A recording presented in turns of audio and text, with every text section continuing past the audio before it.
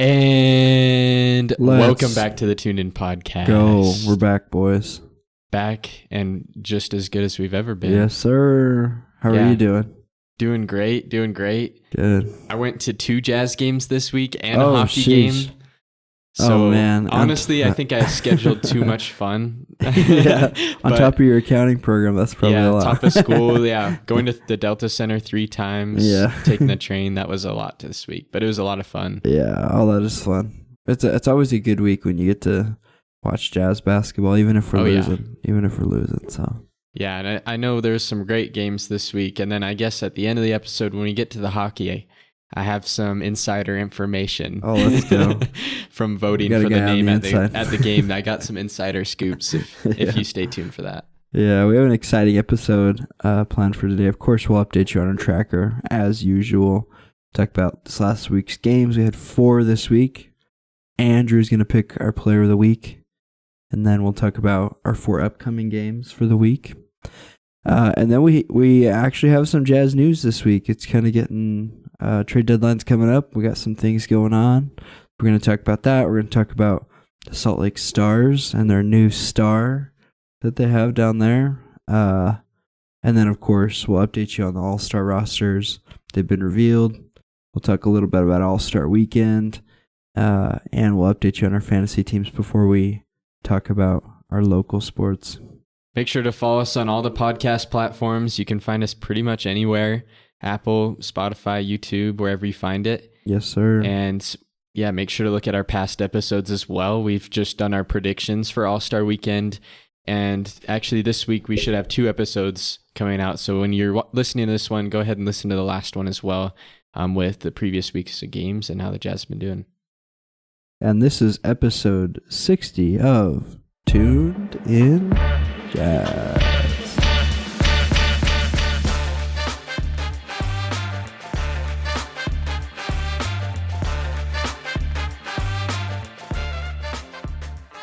Dang, well, I don't think either of us did well on our predictions this week, to be honest. No, I don't see a lot of movement. I think we were kind of, I guess I gained 8 on you somehow. Yeah. But. Yeah, I definitely was a little bit more optimistic about the Timberwolves game than I probably should have been. Because we got killed. I thought we could win that one. Yeah, that was a rough one. And the same for you. You were thinking maybe we had a chance with the Warriors. Yeah. And I think that makes sense, but we still weren't able to win that one either. Yeah, oh man. And if I'm not mistaken, I think we're on a pretty long losing streak right now. Yeah, I think we're on 8 straight. 8 straight. One of them in overtime, if that makes you feel any better. Yeah. Yeah. But how much longer do you think this losing streak is going to go for? Because this is the longest one of the season so far. Well, a bright note, I don't think it'll go as long as the Washington Wizards losing streak. Oh, if that helps us at all. But are they up to like 16 in a row? I think they're at 16. So they're doubled our losing streak. That's crazy. Yeah. Who knows? It could be a while. Yeah, I don't know what it'd be like to be. I mean, maybe the Jazz too, but especially like that Wizards locker room. Like, it's probably not great in there. No. I hope that it's kind of hard for me to think like, what would it be like to be on a tanking team? Yeah. I think they still are like, they know what's going on. Yeah. But they're also not really concerned about it. Like, you're still trying to prove yourself. You're still trying to win games. I think Coach Hardy doesn't care about the tank. He's still trying to win games. Yeah. But it is this kind of interesting dynamic. Yeah. I feel like at some point it becomes like a culture issue. Like maybe you like are planning to tank, but then that's like what your whole organization is fighting for is to lose. Then it's like, are you ever going to come out of that? You know? Yeah. It doesn't seem like the Wizards are going to come out of that. Alex Sarr obviously didn't fix any problems for them. Probably made it worse, honestly. Yeah, so, they got to get another guy because Alex Sarr seems pretty decent. Yeah, he could have a good career. But I don't know if he's going to really change the trajectory. No, unfortunately not. But we did lose all 4 of the games from past week. Yeah. I guess starting with the Grizzlies. Yeah. They're a great team, first of all. I think a lot of people are surprised how well they're doing. They're 31-15 this year, doing very well. Yeah, any thoughts you had from that game? Yeah, I mean, there wasn't much to be super hyped about, but our only positive plus minus was Elijah Harkless. I thought he had 11 points, obviously, but I thought he's been playing pretty well. He's like showing that he deserves a spot on the team, you know. Colin Sexton also had 20. Low key, he's been playing better than Cody Williams has all season. And he's only had like 1 or 2 games where he's really played. Yeah, it's pretty bad. But we still believe in Cody. He's still got plenty of time to develop. He's so young. He's no Zach Edey, though. Zach Edey dropped 19 on us. Zach Edey's... Dang. I will say, I'll eat my words there. I thought he was going to be a bust. But me it's too. looking like he's going to be a starting center in the NBA. I don't think he'll be a star still, but... He'll get the dirty work done, and he can still get buckets. He'll be a Valanciunas, yeah. This was Ja Morant's first game back from injury. He was out for a while, but he kind of had a mellow game. He only had 11 points. Yeah. But Jaren Jackson, man, I'm pretty sure he got left off the All-Star list. He balled out. Yeah, he did. So maybe that was his way of trying to make it, and it maybe didn't work quite. Yeah. But yeah, man, he's playing like an All-Star against actually, I us. just looked. He did make it. He did make it. Yeah. Okay, sweet. Thanks for that. Yeah. So yeah, All-Star Jaren, he was looking really good. Yeah. I'll also say Colin Sexton has had a really consistently good week, individually at least. Absolutely. He had 20 points in this game, and he's had at least 20 in almost every single one of these games. Yeah. So. Yeah, the trade deadline is 5 days, 1 hour, and 5 minutes from now. So we'll see if Colin Sexton is like just boosting his trade value, if he's actually, you know, what's going on there. Yeah. And then something of notice, Keontae George has been coming off the bench. Yeah. Almost this whole week. Kind of interesting. But he's still playing like 32 minutes off the bench, so it's not like he's playing less minutes. I think that's interesting. I've been liking Isaiah Collier as like our starting guard a little bit more, just because I know he's going to turn the ball over a lot. Yeah. Granted, they all do, but Isaiah Collier's been doing that. He's been really good at finding the right guy that's open. Yeah. Really like helping us run the offense, and I really like him and Colin Sexton together, because it seems like Colin Sexton's been doing a really good job of like kind of being the coach on the floor for Isaiah. So like Isaiah's been learning from Colin even while they're on the court together. Yeah. And so I think that's been like highly valuable for Isaiah. Yeah. He's been looking like he might be our best rookie this past month.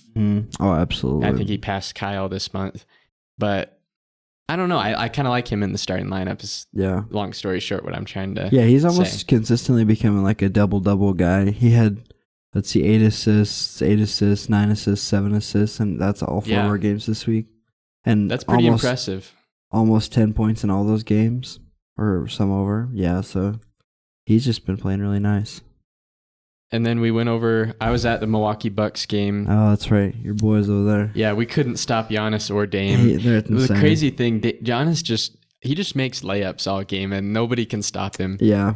It's so tough. And when you put that much pressure on the paint, Dame just is like has just nice looks through their game. Right. Dame, I think, broke a couple ankles during the game. And oh, man. They were both like looking like vintage Dame, vintage Giannis. It was hard to stop them.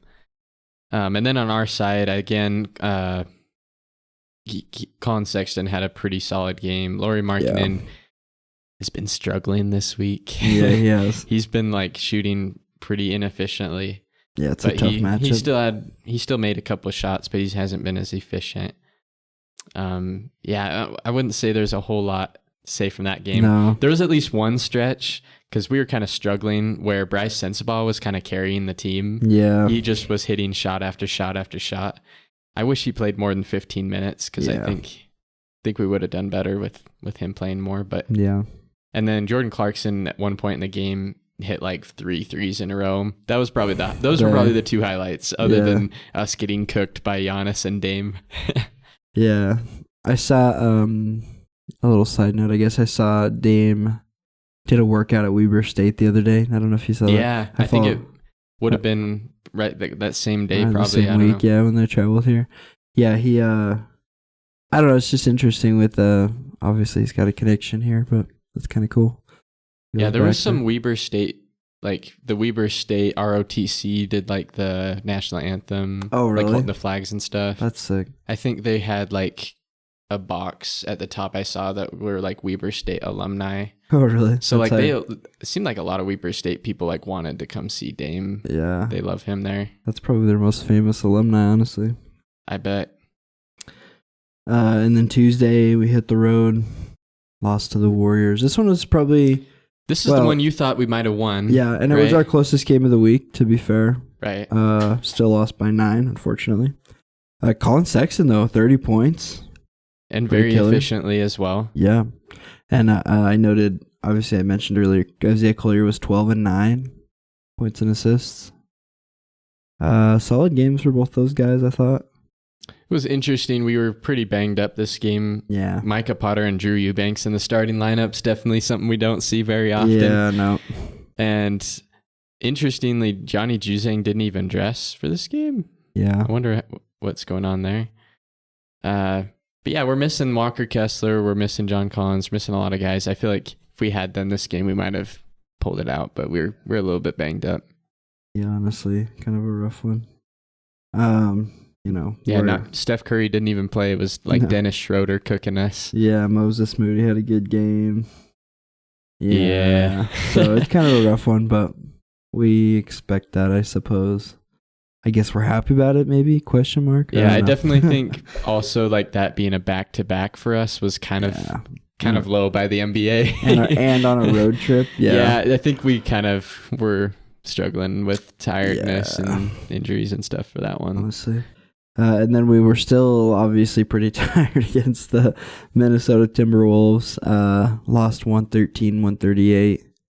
I didn't watch a ton of this game, but I was in my car driving back from somewhere, and I turned on 97.5, listened to David Locke's call of the game. And it was actually funny to listen because he was like, I only listened for like 10 minutes, and he's like, Rudy Gobert, I talked to him about his family the other day, and he's like updating on all these players. Like, he's like, I talked to Mike Conley, and I talked to Joe Ingles, and like, anyways, this is such a fun matchup because it's like a family reunion almost. Yeah. It's kind of crazy. It was nice to see Rudy and Joe Ingles. I didn't see Conley. I think he didn't dress, when I was there, but I wore my Mike Conley Jazz jersey to nice, support him. go. I was hoping that he would play. Sadly, he didn't. Yeah. But what was really cool is I think Joe Ingles, he played 4 minutes. Yeah. But the only reason he played was because at the very end of the game, the entire a good amount of people were chanting Joe. Let's go. To get him in. And I think the coach literally put him in because of the fans. Let's go, dude. So like as like a Jazz fan being there, being able to like have some sort of impact on the game, that's good for fun. Chris Finch for doing that. But then when Joe actually got in the game, he didn't even shoot it at all. Oh man. He got an assist and a rebound, and that was about it. And a foul. Oh man, what a legend. But he did have one open shot that he like pump faked, and everyone in the crowd was like, what? Yeah. So that was really fun to see him, even though it was like 4 minutes. Yeah, I honestly love all those guys over there. It's sad that part of Jazz history is behind us, but I guess that's how it goes. So. On to hopefully a good future with the future draft picks, right? We're hoping for a good one. As usual, Rudy had 4 blocks. No surprise there. Beast. Anthony Edwards, 36 and 11. Canty had a really good game, though, 23 points. Yeah. I thought he played didn't well. miss a shot from the field. He went 7 for 7. Yeah. So, I don't know. Not much to say about the game other than it was fun to see those guys, I guess. It was also nice. Some of the other games recently, there's always been somebody injured. Yeah. This game, John Collins' first game back, we finally got to see him out there, and he played decently well. Yeah. And we finally got to see Walker Kessler. I know he'd been out for a little while. So I think for me, it was just nice being able to see like all of our best players out there on the court. Yeah, absolutely. And it was a good game other than the loss, right? But Timberwolves are actually on the rise right now. They're kind of climbing in the standings, so we'll see where they end up going. Sadly, their pick is also rising. Yeah. we want them to do bad for their pick, but we'll see. Yeah. But I guess we'll take us to Player of the Week. Yes, sir. The Player of the Week this week, I guess we'll say he's a guy that's very consistent. He just put up good stats throughout all of the 4 games and just has been playing pretty solid overall. This week's player of the week, I'm going to give it to Colin Sexton. Let's go. I figured that was going to be the case. Yep. Good, consistent week. Yeah, I mean, he had almost 20 every single game. He had, I think, 30 against the Warriors, if that's right. Yeah. And he's just been playing very solid. Yeah. We can count on him for 20 points every single game, it seems like. Yeah. And if I'm looking at our past list, that's his second player of the week so far. So he's catching up to John Collins and Walker Kessler with 3. He's got his second one. Yeah. That's so good. I love hearing Will Hardy talk about Colin Sexton because he's always just like has such high praise. You know, we call him Young Bull, and like he just like poses so much energy, like the type of guy you really want to root for. You know. Yeah, he definitely makes it fun when he dives for the loose ball, or he's like the shortest guy in the court and gets the offensive rebound. Yeah, that's the best. He's got like that thing too where he like turns on a switch where you like on defense you'll look at his face and you're like, oh crap, dude, this guy's like you don't want to mess with this Colin, guy's a freak. Yeah, he's like, or he'll pick you up full court and breathe down your neck. Yeah, it's pretty wild. If I saw him at the rec center, I think I would probably get really nervous. Yeah. I'd probably ask for a switch or something. Yeah. Yep. Yeah. Good week for him. 4 games coming up this week. We'll see if the losing streak continues, but we're starting tonight versus the Magic. I think the Magic are still struggling with injuries. I believe they've lost a couple straight, if I remember right. If I remember, they had Banchero and Franz Wagner out for a while. Yeah, I think Jalen Suggs is coming back. Oh, are they? Yeah. Yeah, I think Franz Wagner did come back recently. Yeah. So they should be better. Yeah, they got to be getting close. It looks like right now just Jalen Suggs and Mo Wagner are out. Everybody else is in. Oh, interesting. Okay. But also the Magic are 2-8 in their last 10 games. They've been on a losing streak. That's rough. Yeah. What do you think, Jazz? Can the Jazz pull off the win here? I think if we can win one game this week, this is the one for me. The one? Okay. We're at home. The Magic, right? They're on a kind of they're not doing so hot recently. Yeah. So I say Jazz win by 4. Ooh, interesting. We're going to keep that losing streak at 8, and we're not going to keep extending it. Ooh, okay. So fair enough. That's what I'll say. Well, I'm going to say the Jazz lose. I do think it's going to be close, though. I'm calling it right now. It's going to be John Collins. It's going to be his game, I think. Let's go. But I'm going to say Jazz lose by 3. And I think it'll be a close game. Close. Could be overtime, maybe. We'll see. And then Monday, we stay at home, playing the Indiana Pacers, who have an all-star, obviously. I was surprised it wasn't Halliburton. Yeah, they got one. I'll be honest, Pascal Siakam was not even on my radar for all-stars when we were picking a little while ago. But what do you think? Jazz get the dub? I think Jazz lose this one by 13. 13? Yeah. Dang. I think the Pacers are one of the most underrated teams right now. Yeah. Nobody's talking about them, but they have the same record as the Bucks. Yeah. Not bad. So, I don't know. I think they're a much better team than people are giving them credit for so far. Yeah, that's fair. This one's just a gut one for me. I don't really have much of a justification other than I just feel it. I'm going to say Jazz win by 2. This is our win of the week, I think. You need a wild card game here or there. Why not? I do think it does worry me just how even last season the Pacers are just so hot on offense. You know, it was always their defense that was the problem. I think it's pretty similar this year, maybe a little better. But if we can just lock in on defense a little bit, I think we could win a close one. So take that one. And then we take it to, I guess we stay in Delta Center. We're going to play the Warriors again. Sir. You know the Warriors haven't been doing so hot. Nope. And I'm assuming Curry will be back by then. Yeah. But there's a chance he may not play. We'll see what happens. Yeah. Who do you got for that game? I'm going to say the Jazz still lose, unfortunately. I'm going to say lose by 8. I think this one's a little more convincing. They've got, I don't know, I feel like they got a lot of guys playing with a lot of energy right now. Even though they're not, I think they're 5-5 in their last 10, so it's not great, but they'll still beat you if you don't show up, so, you know. I've got the closest I can put it. I'm going to say the Jazz lose by 1. Ooh, I think it's going to be some sort of game winner. for Yeah. could be Jazz or Warriors, but I think it's gonna be very close. Okay. That'd be an exciting game to watch. Yeah. I hope that's true. And then Friday we finally have a road game again. I feel like it's like been four home games in a row before this. We play the Suns, go to Phoenix. What do you think? Phoenix, everybody's making fun of them, right? Because like they have the big three that just haven't done anything yet. Yeah, it's horrible. And they've actually been 7-3 in their last 10. They've actually been doing pretty decent. Yeah.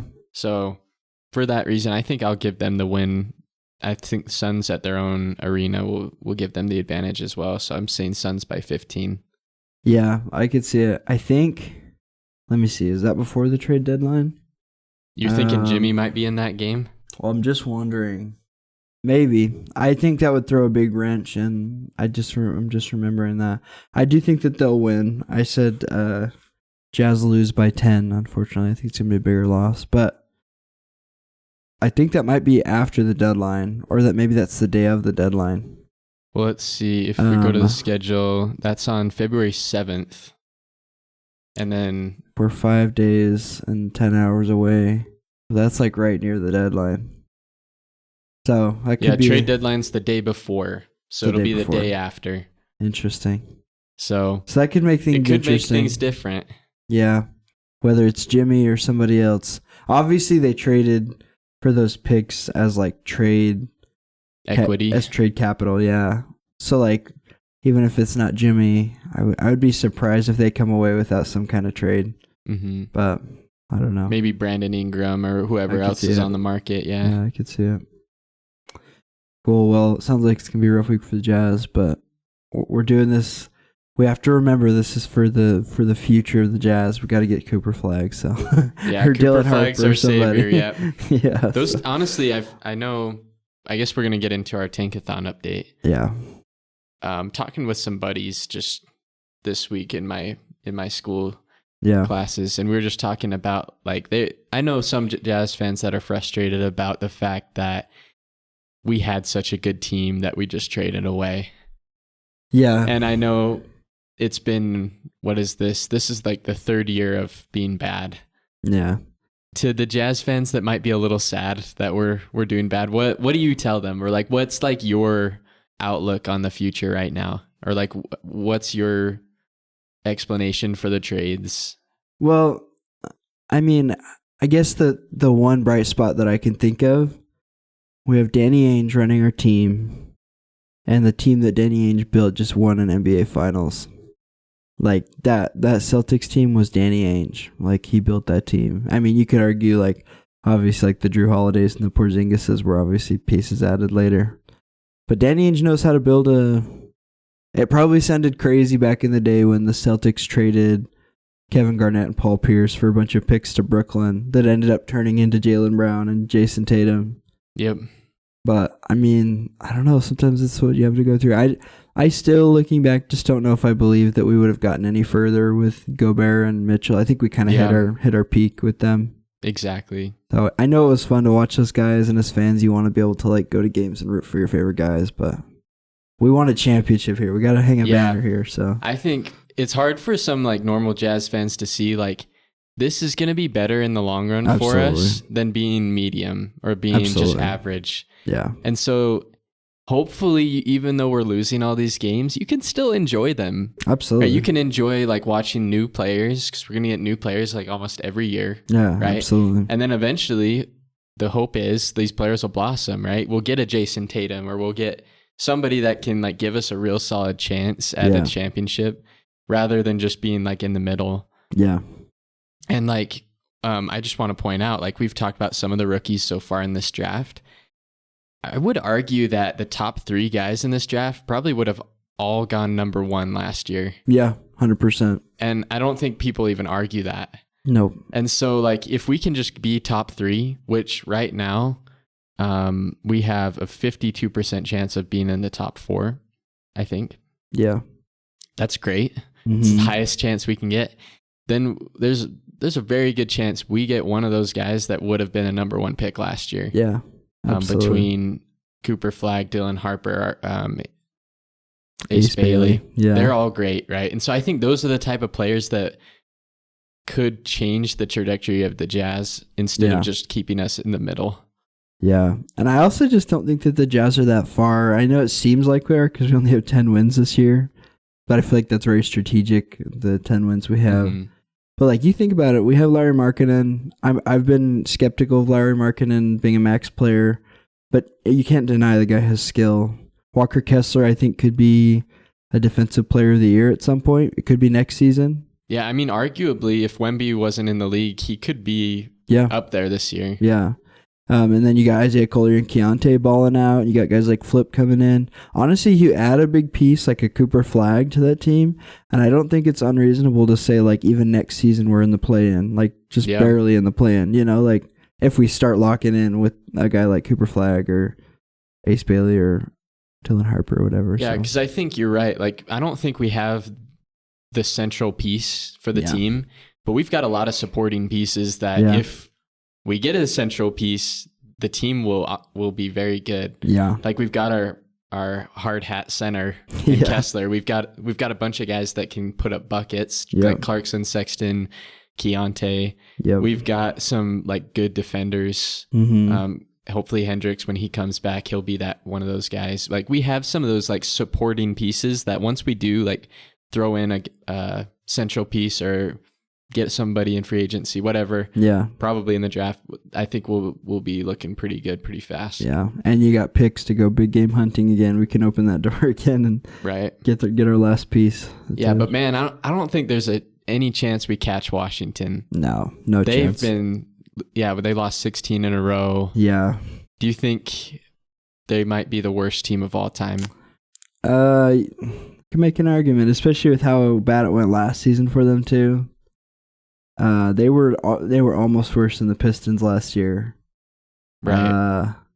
It's pretty bad. I mean, they've lost 16 straight. I think we looked it up earlier. The worst season ever was the Charlotte Bobcats, 2011-2012. They had 7 wins total. Historic. Yeah. Washington's at 6 wins right now, a little more than halfway through the season. So I'd be if they end up having a worse record than that, then that's historically the worst team ever, probably. But and then we also said maybe the Sixers before they got Embiid, they were pretty awful. They had some really bad seasons. Like who was on that? Thaddeus Young was like their best player. They thought Jahlil Okafor was going to be the guy, and he just wasn't. Yeah. Nerlens Noel was forgot about Nerlens Noel. I think Drew Holiday was on those teams too before he kind of... He might have left when they were really, really bad, but he was definitely there before. It was like right after Andre Iguodala left. Yeah. Anyways. Just the process. Kind of crazy. Yeah. Yeah, and you know, if you're a Jazz fan that's upset about the Jazz, just think it could be worse. We could be like one of those teams that tanked for a whole decade. Like I feel like the Timberwolves were tanking forever. The Pistons have been tanking. The Sixers were tanking. I don't think it's going to be a decade. It'll probably be maybe just a couple more seasons. So we'll see. And then the Jazz, I feel like we're kind of breaking news. 30 minutes before we started recording, Jazz made a trade. It's not a crazy trade. Like, don't think any big names. Not too wild. But I'll read off like the pieces getting moved here. So trading with the Clippers. Let's see. In this trade, the Jazz receive PJ Tucker, Mo Bamba, and a future second-round pick and some cash. Love cash. Let's go. And then Clippers receive Drew Eubanks and Patty Mills. Interesting. Thank you for your services. Yes, sir. But I know the Clippers they've been trying to trade PJ Tucker for a while now because he's been like a locker room cancer and like he just has zero desire to play for them. So good for the Clippers to get off his contract. He's an expiring contract this year, which is nice for the Jazz. Yeah. But I don't know, why are the Jazz making this trade in your eyes? Well, it's kind of interesting because I was like wondering in my head, like, why are the Jazz like going out and signing all these guys if this is what they're going to do at the deadline? But you think about it, I mean, I guess you're pretty much turning in like the available cash you have for other assets. That's pretty much what they did this season when they signed those guys. Right. So, I mean, I don't think either of those guys is going to have a long-term future in the Jazz. Makes me wonder if they'll buy out PJ Tucker. I could see it. Yeah, I hope they do. Yeah. Because I don't know exactly how he'd fit. Maybe if he doesn't get bought out, he could put like some toughness on our team. Yeah. I don't know. He's played for like half the teams in the league though, so it's pretty bad. He's probably fine with whatever. I think Mo Bamba, I don't know if he's really gotten like a great fit for him in the NBA yet. We do need another big man though. I feel like that's kind of a big hole in our roster. Like whenever we have Micah Potter out there at center, it just feels like we're really small. And so I guess it doesn't hurt to have him on the roster. Yeah, this is shocking to me. Mo Bamba's 28 now. Yeah. I mean, he spent his first 4 years in Orlando, where they were hoping he would pan out, and he never really did, always a little bit hurt. Yeah. And then he went to get traded to LA. Yeah, he was in the Lakers. I don't know if you remember that. He didn't really play in LA at all. Really? And then he went to Philadelphia, where like he backed up Embiid. Yeah. He was okay there. I think he played 57 games, it looks like. So decent. That was his best year from three. He's always been like a decent 3-point shooter. Three guy, yeah. And then last year this current year with the Clippers, he's played 28 games, mostly all off the bench. And so that's decent. I mean, he's been kind of this guy that had all this potential as like a 3-point shooting center that can block. Always has been injured. Yeah. And so, I mean, I could see him definitely being a solid backup center. Yeah. Kind of similar to Eubanks anyways. Yeah, why not? So, I mean, if we just get a second-round pick for trading centers, then that's fine with me. Yeah. Also, we can play the Mo Bamba song at games. Let's go. Now, so I'm sure the fans love Mo Bamba just because of that. Yeah, he seems like it's almost kind of a meme, but also people I actually think just genuinely love him because it's like I don't know, just of who he is, you know. So why not?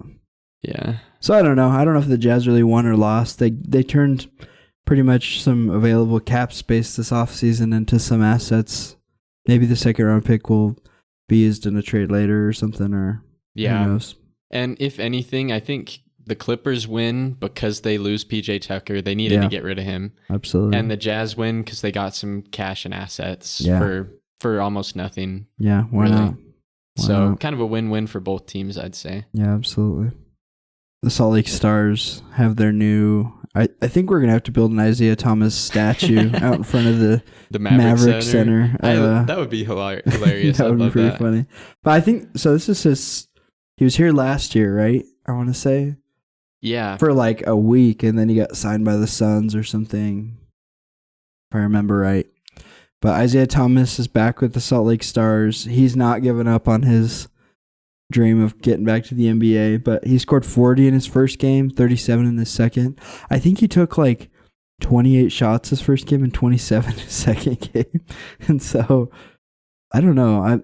Part of me questions, is it good to have him on that roster especially if we're sending guys like Cody Williams? Like, is he just dominating the ball? Like, I mean, I feel like the rookies haven't really been on the G League team in the past little while. So that's true, yeah. You gotta, and then even Elijah Harkless has been on the Jazz. That's true, yeah. Usually he's putting up buckets on the Stars. Yeah, that's true. But do you want to see, I got Isaiah Thomas's full box stats basketball reference from being in the G League. Okay.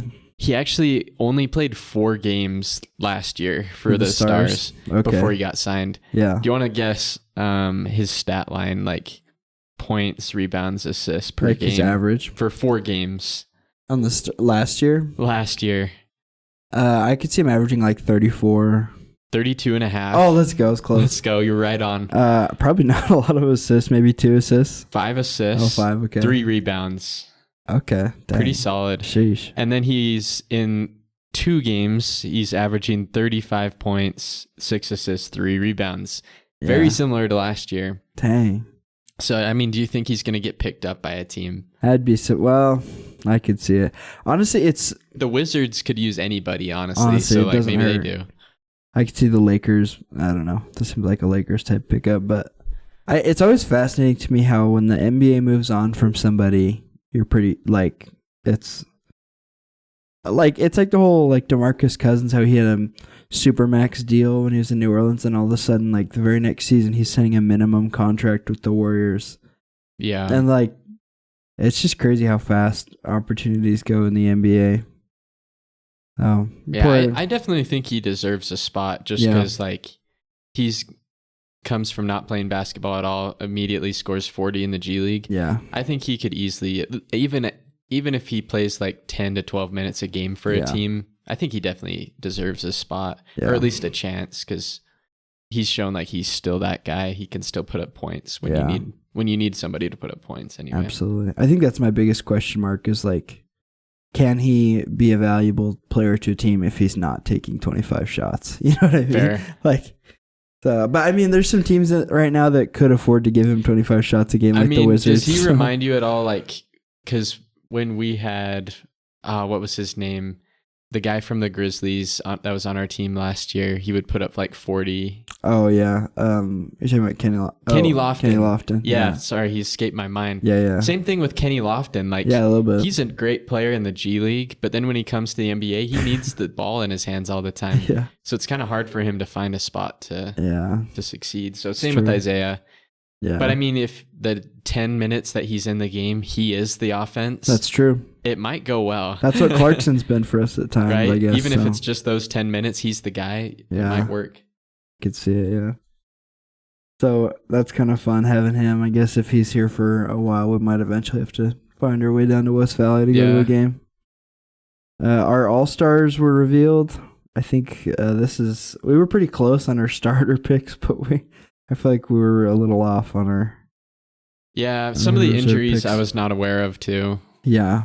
So I'll just read them off if you haven't seen them. The West, got Anthony Edwards, Anthony Davis, James Harden, Jaren Jackson Jr., Alperen Şengün, Jalen Williams, and Victor Wembanyama.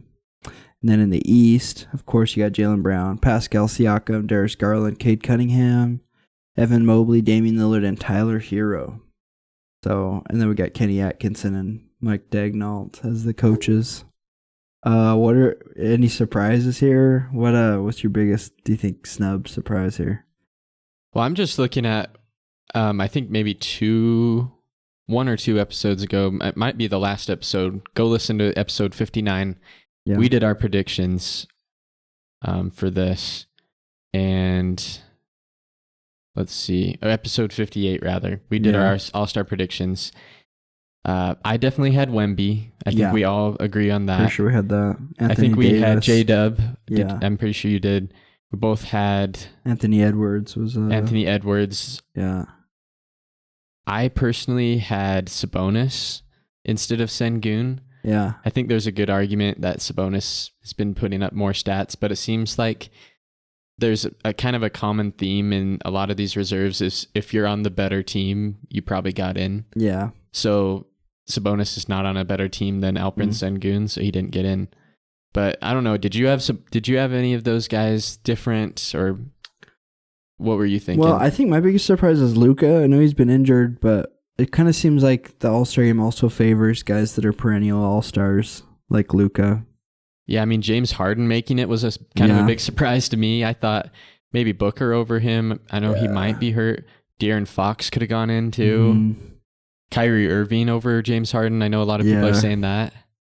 Yeah, I'm also just kind of surprised how big the reserves are in the West specifically. I mean, you got 1, 2, 3, 4 centers, arguably.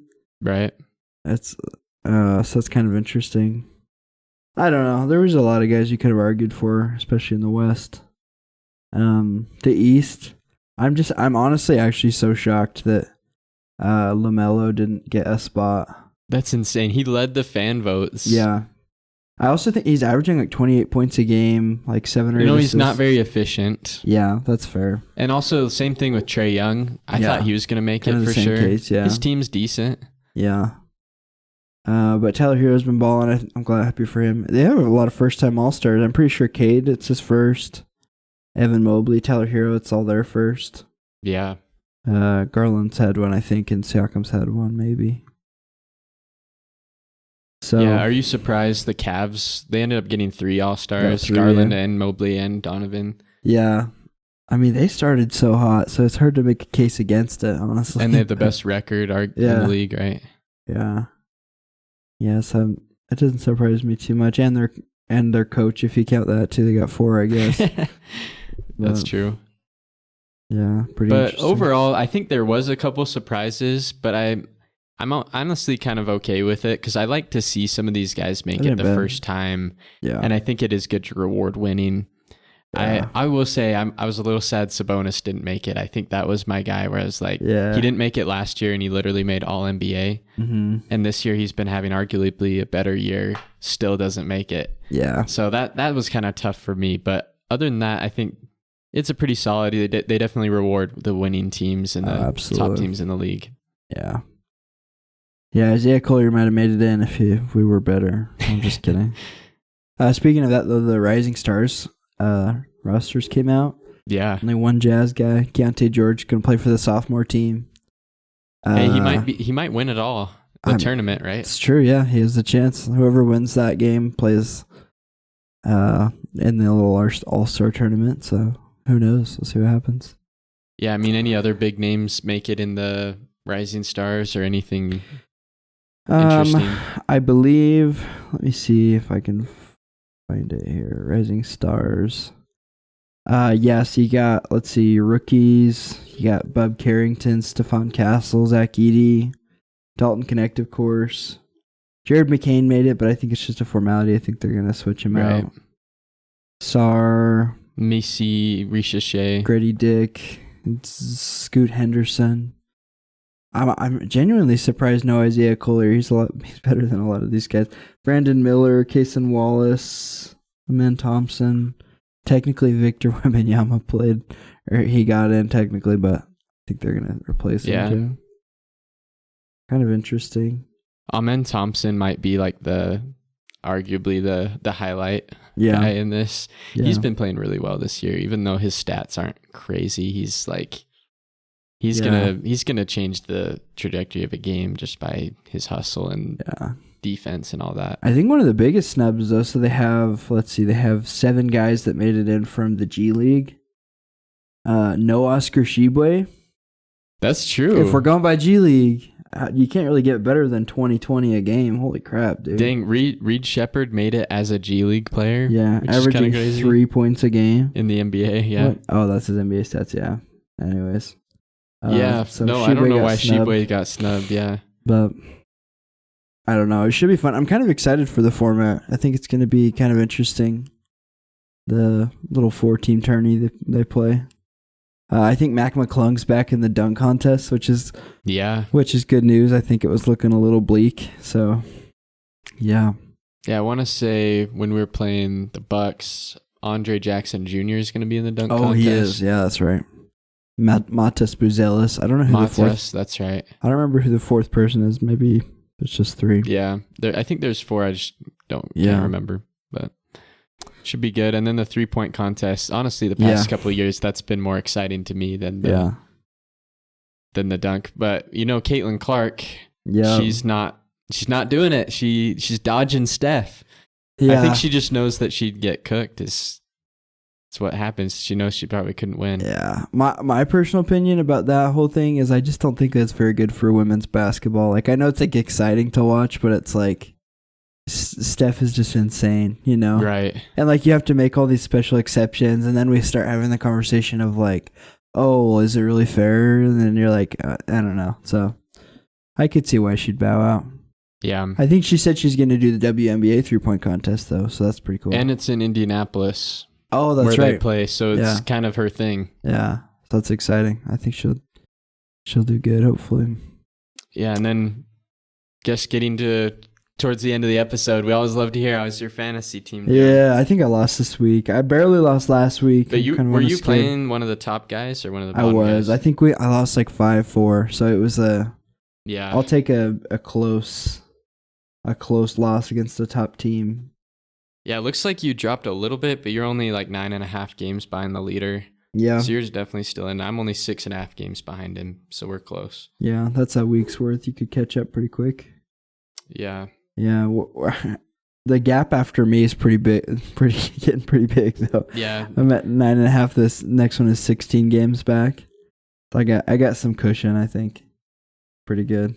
Yeah, this week I had a couple injuries. So I Yeah. picked up Bradley Beal because somebody dropped him, That's wild. which is crazy because he's like still pretty good. Yeah. Like he's averaging 17 Probably a game. hurts your efficiency a little, but he makes up for it in other areas. So. Yeah, and he gets at least a steal a game, which I need more steals. Yeah, we'll take that. But yeah, no, my guys have been popping off. Desmond Bane, he started off the year kind of slow. Yeah. But he's been like hitting 20 almost every game and like 6+ assists every single game. So like I've been very pleased with Desmond Bane. He's been actually hooping a lot. Yeah, that's hype. And then Zach LaVine, he was really good until he got injured. Yeah. But hopefully he comes back soon. Yeah, I hope so. Yeah, who's like your standout guy this week? Oh man, I don't know. I think Dame's had a really good week. I'm always have consistency from Shea. Oh yeah. I feel really good about that pick. You know he's going to get 30. Yeah. And he's going to, and one of our, I guess we haven't really told people how our thing works, but one of our things is like, we have just like categories and we lead in the stats. He also hits a ton of free throws. Really? So he helps my free throw percentage a lot. Is he like a pretty good percentage as well? It's pretty decent. I mean, he'll like, he goes to the line like 12 times a game and he'll probably hit at least 11 of them. And so it's solid. That's crazy. It's solid, yeah. Yeah, mine's the opposite because Giannis shoots a ton of free throws, but he only makes like 50% of them. Not super efficient. So my free throws always tank because of him. But then my rebounds and points are huge because he gets like 35 on a regular basis. Yeah, it's pretty wild. Utah Hockey Club, 21-21-9 now. I think we tied a couple times this week. Got a loss. Not a great week. Not a terrible week, though. You went to the game last night, right? I went to the game with the Blue Jackets last night. Let's go. So it was so sad. We should have won that game, by the way. Yeah. Like, we're up 2-0 and then lost 2-3 in overtime. Yeah. At least it's an overtime loss where we get a point for that. Yeah. Right. But we actually got to see Liam O'Brien play. Let's go, Spicy Tuna. Last game we went to, I don't think he played. Yeah. And so, no. And then there was almost a fight. Like, there was a couple punches thrown and then they didn't do anything else. So. Yeah. But the coolest part of the game is, I don't know if we've talked about this on the pod yet. I think we did. The Yeti thing. It's not going to work out with Yeti. No. We talked about that last week, but we didn't talk about the new names or whatever. Yeah. So the backup plan is they're having everybody at 4 home games vote for the new name between 3 candidates. Mm-hmm. I think it's just Utah Hockey Club, Mammoth. Outlaws, and Mammoth. Yeah.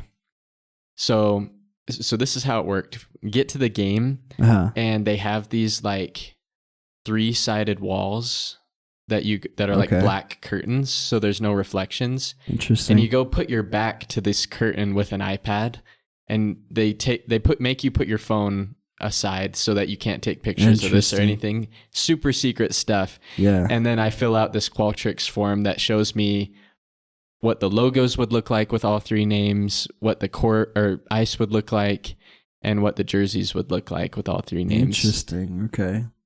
So here's the insider information. If you've listened to this point in the episode, you definitely deserve it. Yeah. But it sounds like from what I saw, they're going to keep the baby blue and the exact colors that they're already using. That's good. So like there's not going to be that much variation in terms of color and brand. Yeah. The only real difference will be the logo. It's either going to be, if it's Utah Hockey Club, the logo is going to be like a Yeti looking guy. Oh, really? Okay. If it's Outlaw, it'll be the guy with like, it's like a cowboy hat looking guy. It's pretty, and I think he has like a mask over his face. Okay. So he looks pretty cool. And then the Mammoth one is kind of like just looking at a mammoth straight on, and you can see like his tusks and stuff. That's sick. Personally, I voted for the Mammoth. Yeah. Because I just think that's so cool, like going back to Utah's like prehistoric roots and all of that. That's and sick. Honestly, the Mammoth logo looked pretty cool. Yeah. But in all 3 scenarios, we're going to keep the baby blue colors, the white and the black. So it won't switch things up too much. Yeah. But I thought this was kind of weird too, because they like originally, I don't remember if it was, I guess it was before this game yesterday, but they said, we're going to vote on these 3 names, and Wasatch was one of them. Utah Wasatch. They put that in there, and then they switched it to Outlaw. Yeah, and then the very next game, they put out a thing and said, we've heard you, and that it should have been Outlaw instead of Wasatch. And that's what they should have done with the yellow jerseys with the Jazz, just saying, when they realized we hated them. But, Yeah, I think I'm with you, though. Mammoth is pretty unique. I can't think of another team who's the Mammoth. Did you vote for Mammoth originally? That was one of mine, yeah. I think I might have voted for Blizzard back in the day, but that's out of the picture now. Yeah. So now I think I'll join you on Team Mammoth. Yeah. I think Outlaws would be cool, too. Anything but Utah Hockey Club. Like, we gotta have a name. I was thinking with my friend, like, Outlaws would be good for a future baseball team. That's true. I think. That's true. I don't know. That might fit that a little bit better. Yeah. I saw somebody on social media suggest that we totally missed the boat on Cutthroat would have been sick. That's like Utah. Yeah. You know, we got Trout a lot, so I don't know, but that's not on the table, so I'm Team Mammoth right now. Hopefully that's where we go. The logo for Mammoth was pretty cool. You gotta trust me on that. I couldn't draw it if I tried. Really? Yeah, that's sick. There's a lot you could, that would be sick. BYU basketball has 3. We lost to Utah, obviously, about a week ago. But we've won 3 conference games in a row since then. So that's good news. I honestly feel like we've turned a corner. I don't know if you saw the last game, but Cannon Catching had a historic game. He was 8 for 8, 4 for 4 from 3. He would not miss. He didn't miss a single free throw either, right? No, and he's had a pretty bad free throw season, so he needs some. I think BYU basketball comes and goes with how Cannon Catching plays. We need him scoring like that. Takes a lot of pressure off guys like Igor Demon and Richie, and spreads out the floor a lot. And now that we've won a few games, I think my optimism's a little bit back. Yeah. Like, at least we'll be in the tournament, hopefully. I hope so, yeah. Baylor's a big win, so. Had a couple good wins. Baylor's probably about as evenly matched of a game as we could have got. Absolutely. And, I mean, also I want to ask, you got to see VJ Edgecombe in person. Yeah, he was special. How do you feel about him if we have him in the draft? Would you want him on the Jazz? Dude, he's freakishly athletic. He almost had a dunk on Keba Keita, but you know how Keba Keita is just a freaking monster himself. He's the same, He met him at the rim, but he was up there. Like, he was probably top of the box or whatever. Oh, like, boy. He's a freak. So But you're impressed is what you're saying. I would say I'm impressed, yes. He's a freak in a good way. Like the Greek freak, you know what I mean? Yeah. So, I think it wouldn't be a bad pick for the real test will be when we play Kansas. Yeah. And Iowa State. I don't know if we play them, but I think those are the big teams in the conference right now. Yeah. Yeah, I think we have 4 road games left. And BYU hasn't played great in road games. So we gotta get a couple more road wins, I think. Igor Demon, I feel like, is playing more consistently better. He had like 15-9 or something. So I don't know. I'm hoping we turn the corner. Yeah, we'll see. It definitely has been an adjustment with the Big 12, but it looks like hopefully we're turning the corner. Yeah, I think we play UCF tonight, so we'll see what happens. Super Bowl. I think it worked out how we said we didn't want it to. Yeah, we said we wanted Bills and Commanders. Yeah, here we are. That was rough. The Commanders were outmatched. I saw this meme that it showed Patriots for 3 years in a row. They won against the Falcons, lost to the Eagles, and then won against the Rams. And the Eagles were the reason they didn't three-peat. And then this year, the Chiefs won 2 Super Bowls, and now they play the Eagles. Ooh. So if history repeats itself, the Eagles could be the reason for 2 three-peats not happening. Yeah. But I also think it's hard not to bet on the Chiefs. They've been in so many close games. Like, they know exactly what to do when it gets down to the wire. So it's going to be hard to bet against that team. And we love Andy Reid. Absolutely. I'm rooting for the Eagles, but yeah, you're right. It was like last year in the Super Bowl when overtime, even every detail the Chiefs have like planned out. Like, they're so well coached. Yeah. Like, the Niners made the mistake on the coin toss last year for the overtime, where they said that they didn't know that they could decline the ball. And it's like the Chiefs did know that. Anyways, the Chiefs are just very disciplined. I feel like most fans knew that if you were locked into the NFL. Yeah. But, I mean, good coaching. I could see how, like, in the moment of, like, we're going to overtime, how it could be like you're in a frenzy, you know. Right. But the Chiefs were just, like, disciplined. Like, they knew what the game plan was. They had talked about it. Like, anyways, Chiefs are a hard team to bet against. Yeah, I'm with you. I'll probably root for the Eagles just because I want to see chaos. Yeah. But I think it's going to be hard to bet against them Chiefs. Yeah. Saquon, though, oh my gosh, dude. He's He's insane. He's balling right now. He should win. He should have been up there for MVP. I don't think he'll win it, though. Although I guess Christian McCaffrey was doing the same thing last year. Right. And obviously it didn't really merit them the Super Bowl. So we'll see what happens. Should be good. Well, thank you for listening to this episode of the Tuned In Jazz podcast. We're grateful if you made it this far. Definitely throw us a 5-star rating. Let us know any feedback you have on these episodes. Check out the past episodes we've had. We gave our all-star predictions in depth in episode 58, and we also talked about some of the trades that are happening with the Jazz. And then also make sure to follow us on all the platforms, Spotify, Apple, or YouTube, wherever you can find it, at Tuned In Jazz. And we hope you enjoy your week and the Jazz games coming up, and take care. Peace.